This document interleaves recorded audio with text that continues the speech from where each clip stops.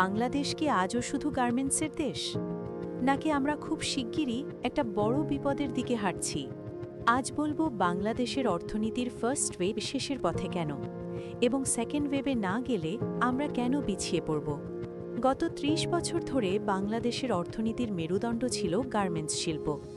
সস্তা শ্রম, বিশাল কর্মসংস্থান, দারিদ্র্য কমানো, এগুলোতে এই ফার্স্ট ওয়েভ অসাধারণ ভূমিকা রেখেছে। কিন্তু একটা দেশের ভবিষ্যৎ কি মাত্র একটাই শিল্পের ওপর দাঁড়িয়ে থাকতে পারে?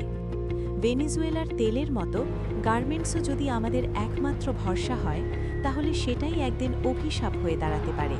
ভিয়েতনাম, ভারত, ইথিওপিয়া সবাই আমাদের সাথে প্রতিযোগিতায়। এর ওপর আসছে অটোমেশন, রোবট, এআই। আগামী দিনে লাখ লাখ শ্রমিকের কাজ ঝুঁকিতে পড়তে পারে। তাই প্রশ্নটা আর চাই কিনা নয়, প্রশ্নটা হলো কবে সেকেন্ড ওয়েভে ঢুকব।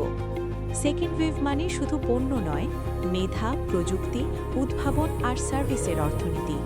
কম জায়গা, কম রিসোর্স, কিন্তু কয়েক বিলিয়ন ডলারের software, AI service, data export.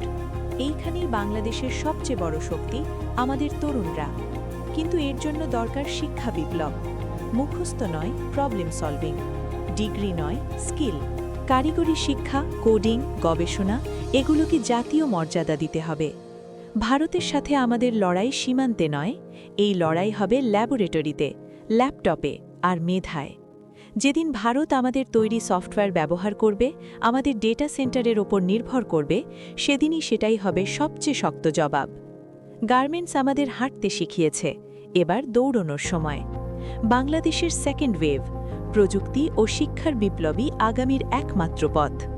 আপনি কি এই সেকেন্ড ওয়েভের পক্ষে,